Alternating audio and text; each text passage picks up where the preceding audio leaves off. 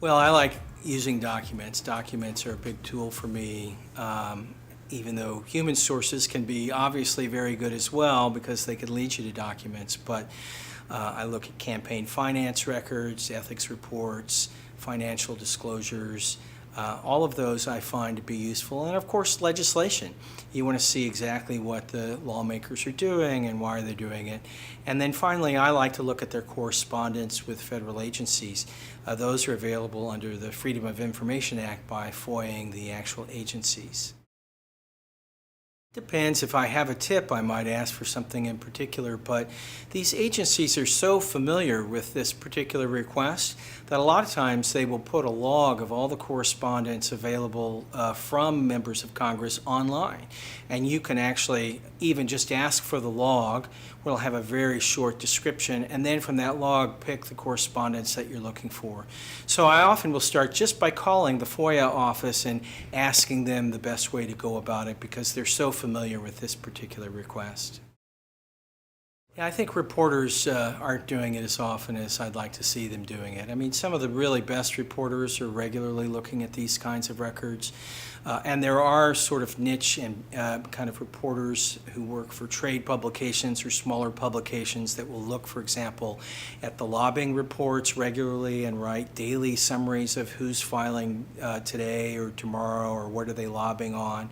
And there's been an increase in the last year actually of reporting of foreign lobbying because that's become so big as part of the Russia investigation involving the Trump administration. But prior to that, a lot of foreign lobbying reporting was not happening very often at all. So I think that reporters really ought to be looking at these regularly. I don't think any reporter who goes to cover a particular hearing should even show up until they've at least looked at what the chair of that committee has filed and where their money is coming from, and even looking at their financial disclosure, as well as the legislation that they've introduced in, say, the past several years.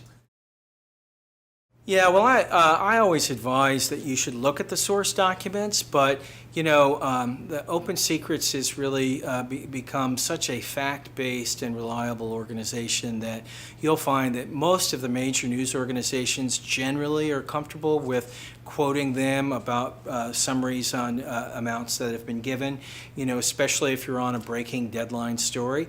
But if you're doing something that's more in-depth that may involve a potential conflict of interest or something more serious involving corruption, I would advise looking at the original source documents. And the great thing about Open Secrets is that, for example, for lobbying records, they will link to that site on the Hill, the Clerk of the House or the Secretary of the Senate, so that you can actually look at them firsthand.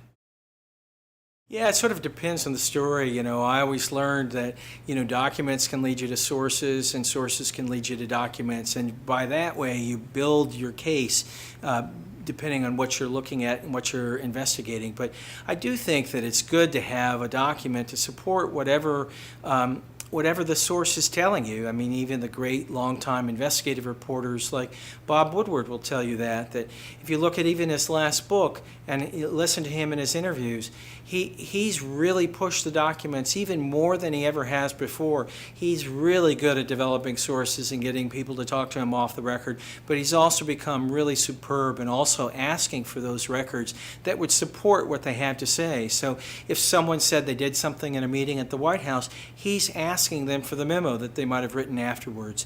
And not all of them are available through FOIA. A lot of times you just have to get people to give them to you, and it never hurts to ask, right?